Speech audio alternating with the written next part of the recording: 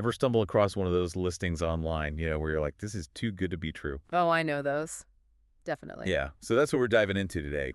A website all about animals claims to be making serious bank. Okay, color me intrigued. Animals and money, always an interesting combo. What's the deal with this site? So it's called animalspot.net. Well, not really. Got to keep some secrets right, but that's the gist. And they claim to be pulling in a profit of, get this, $4,697 a month. Whoa. Okay, that got my attention.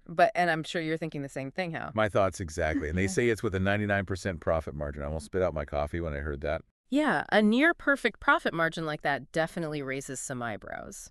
We got to unpack that a bit. First off, how are they even calculating expenses?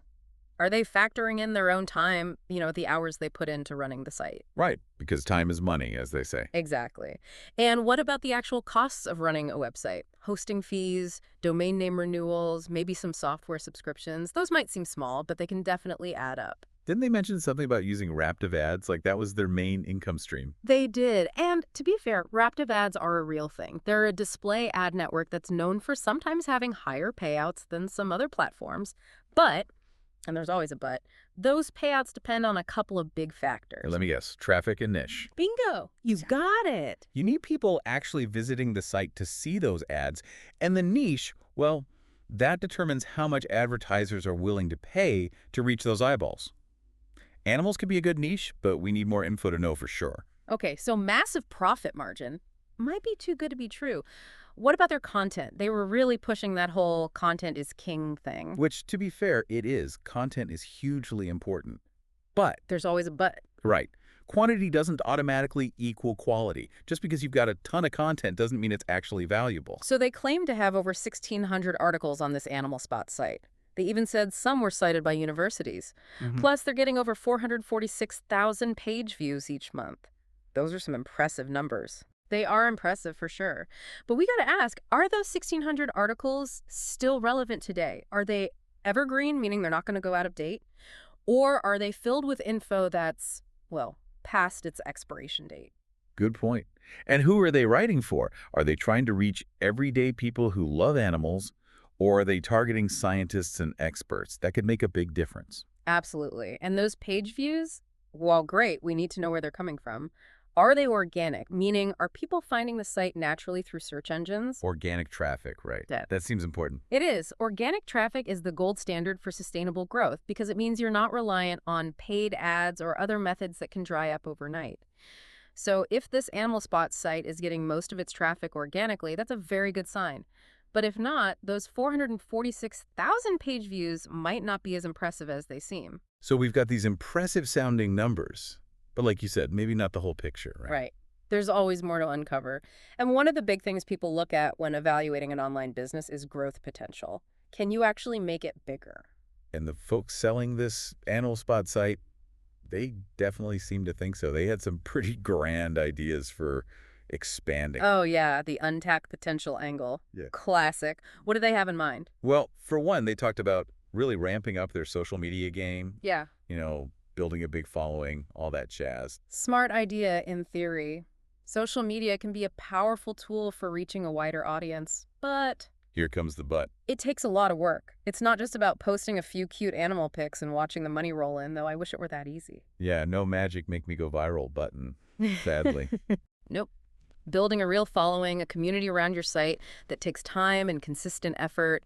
You got to post regularly, engage with your audience, figure out what works on each platform. It's a whole thing. So not just hiring your nephew who's good at TikTok and calling it a day. Probably not. So Unless your nephew's got some serious social media marketing chops. It's going to take more than that. Good to know.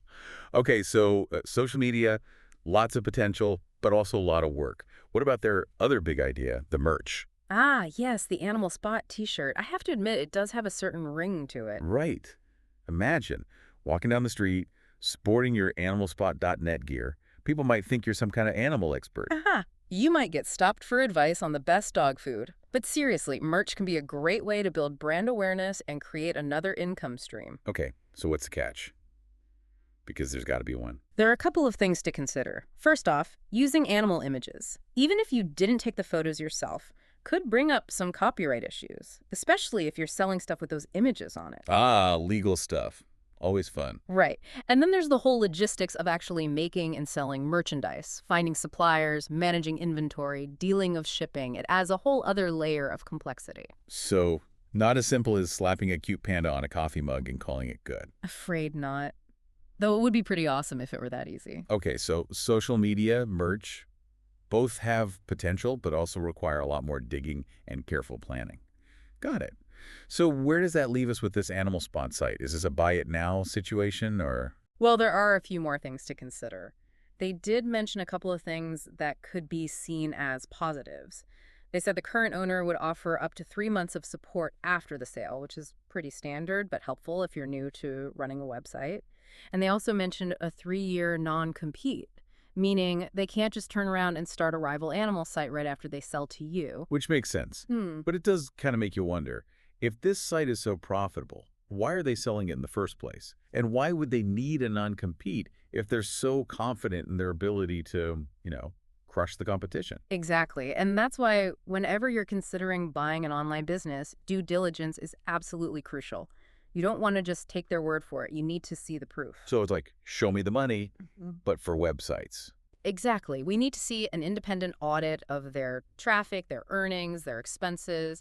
Basically, we need to verify that everything they're claiming about the website's performance is actually true. Okay, so how do you go about doing that? What does an independent audit actually look like in this situation? Well, a good auditor will go through everything with a fine-tooth comb. They'll look at the website's traffic sources, scrutinize their income reports, review their expenses to make sure everything adds up. They'll be on the lookout for any red flags. Like what kind of red flags? Oh, things like sudden, unexplained spikes in traffic. That could be a sign of artificial inflation. Or maybe their backlink profile looks a little fishy. Backlinks. Remind me what those are again. Sure, backlinks are links from other websites that point to the Animal Spot site. They're basically like votes of confidence from other sites, and they're super important for SEO, which is how well you rank in search results. A healthy backlink profile means you've got lots of other reputable sites vouching for you. But if a site has a bunch of backlinks from shady or irrelevant websites, that could be a sign that they're trying to game the system. So an auditor can spot those kinds of things. Exactly. They're like digital detectives trained to sniff out anything suspicious. So basically like hiring a digital detective to make sure we're not buying a lemon. Precisely. You got it. And speaking of due diligence, it's not always realistic to bring in a professional auditor for every online business you might be considering. So what are some things our listeners can do on their own to vet these opportunities? Yeah, because not everyone has a digital detective on speed dial, sadly. Sadly not. But there are some tools and strategies everyone can use. First and foremost, don't be afraid to ask for proof. If a seller is claiming a certain level of traffic or revenue, ask to see the data. It's their job to prove it to you, the buyer. So like, show me the receipts, but for websites. Exactly. And there are tools that make it easy to track this stuff, like Google Analytics, for instance. Website owners can grant you access to their analytics, which will show you things like traffic numbers, audience demographics, all that good stuff. And if a seller is hesitant to share that info, that's a huge red flag, right? Huge. Transparency is key in any business deal, but especially online where it's easier to, fudge the numbers. Makes sense. So we've got Google Analytics for the nitty-gritty data. Any other tools we should know about? Absolutely. SimilarWeb is another really useful one. Now, it won't give you access to the site's internal data, but it provides really good estimates of things like traffic sources, even what keywords the site ranks for. So a good way to get a feel for the site's overall online presence, even without seeing their internal dashboards. Exactly. Think of it like a sneak peek behind the curtain. Love it. Okay, so we've got Google Analytics, SimilarWeb. Anything else? Or are we ready to fire up our laptops and start investigating? One more thing. And this might seem obvious, but don't underestimate the power of good old-fashioned research. Like putting on your detective hat and doing some digging. I like it. Exactly. Look into the seller's reputation. Are they a known entity in their industry? Are there reviews or testimonials from past clients? Check out their social media presence, too. And I'm not just talking about follower count. Look at the engagement. Are people actually interested in what they're posting? Are they responding to comments? It's all about getting a feel for their credibility. It's amazing how many clues are out there if you know where to look. It really is. And remember, all of this, it's not about finding reasons to say no to every opportunity. It's about empowering yourself with the information you need to make a confident decision. Well said. Knowledge is power, as they say.